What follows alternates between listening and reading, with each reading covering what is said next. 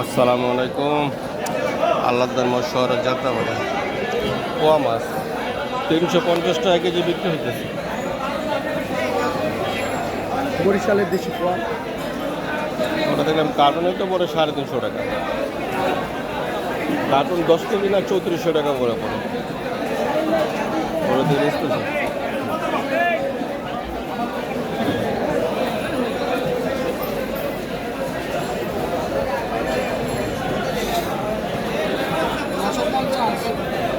সাত আট টাকা কেজি, 8 টাকা কেজি।